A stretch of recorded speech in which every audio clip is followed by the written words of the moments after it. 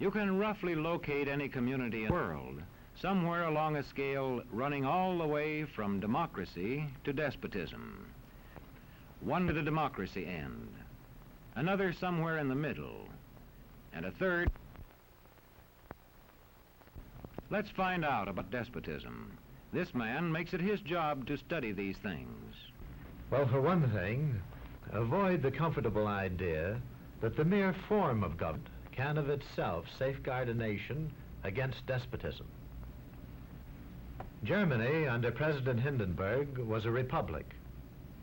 And yet in this republic, an aggressive despotism took root and flourished under Adolf Hitler. When a competent observer looks for signs of despotism in a community, he looks beyond fine words and noble phrases. For which it stands, one nation, indivisible, with liberty and justice for all. Many observers have found that two workable yardsticks help in discovering how near a community is to despotism: the respect scale and the power scale. A careful observer can use a respect scale to find how many citizens get an even break. As a community moves towards despotism, respect is restricted to fewer people. A community is low on a respect scale if common courtesy is withheld from large groups of people on account of their political attitudes. If people are rude to others because they think their wealth and position gives them that right, or because they don't like a man's race or his religion.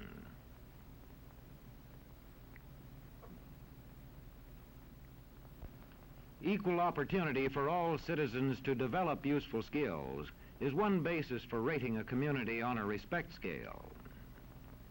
The opportunity to develop useful skills is important, but not enough. The equally important opportunity to put skills to use is a further test on a respect scale.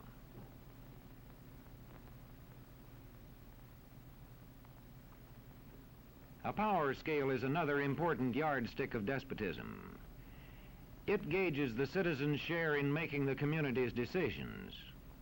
Communities which concentrate decision-making in a few hands rate low on a power scale and are moving towards despotism. Like France under the Bourbon kings, one of whom said, "The state, I am the state."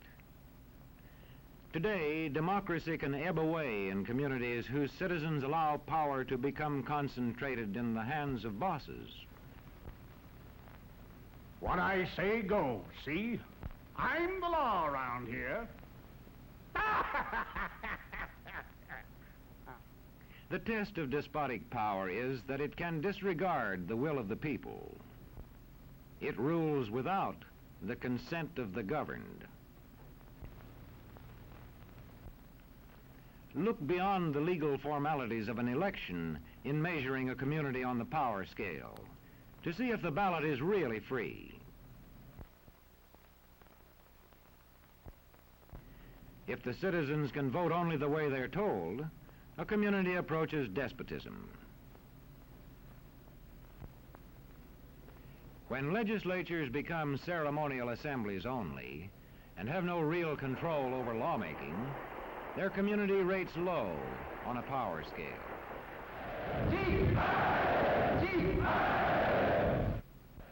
In a downright despotism, opposition is dangerous, whether the despotism is official or whether it is unofficial.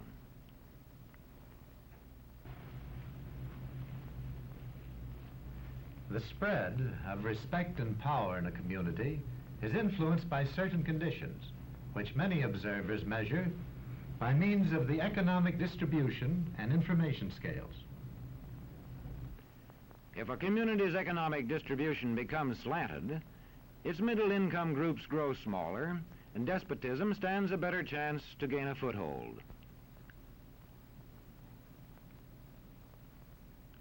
Where land is privately owned, one sign of a poorly balanced economy is the concentration of land ownership in the hands of a very small number of people. When farmers lose their farms, they lose their independence. This one can stay on, but not as his own boss anymore. To the extent that this condition exists throughout a nation, the likelihood of despotism is increased. In communities which depend almost entirely on a single industry, such as a factory or mine, maintaining economic balance is a challenging problem.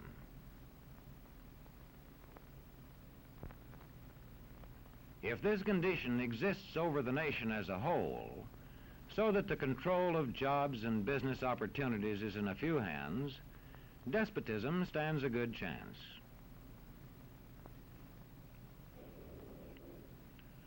Another sign of a poorly balanced economy is a taxation system that presses heaviest on those least able to pay. A larger part of a small income is spent on necessities such as food. Sales taxes on such necessities hit the small income harder. In the days of the salt tax, feudal despotisms were partly sustained by this and other effects.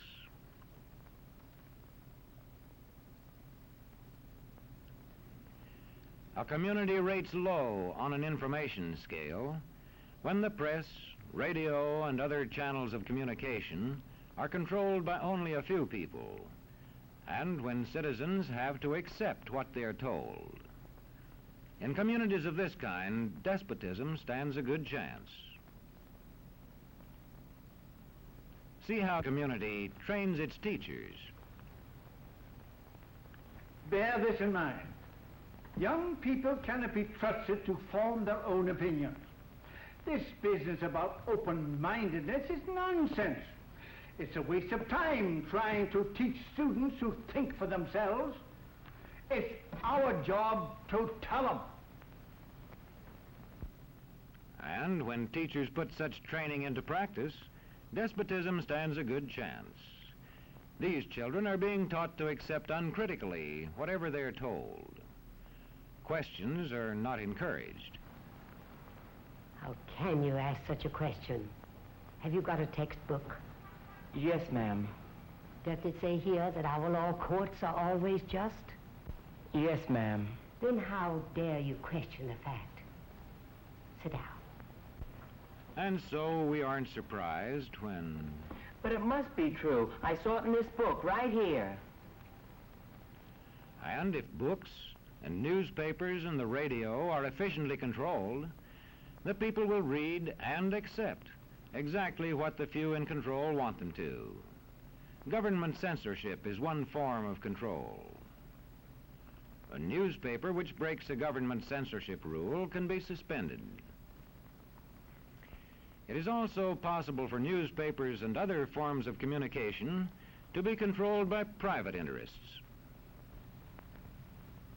I thought I told you to kill that story. It'll cost us a lot of advertising. If that story goes out, I quit. All right.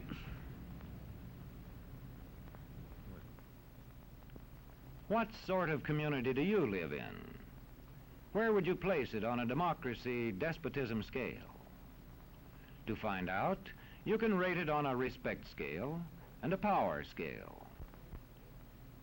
And to find out what way it is likely to go in the future, you can rate it on economic distribution and information scales. The lower your community rates on economic distribution and information scales, the lower it is likely to rate on respect and power scales, and thus to approach despotism.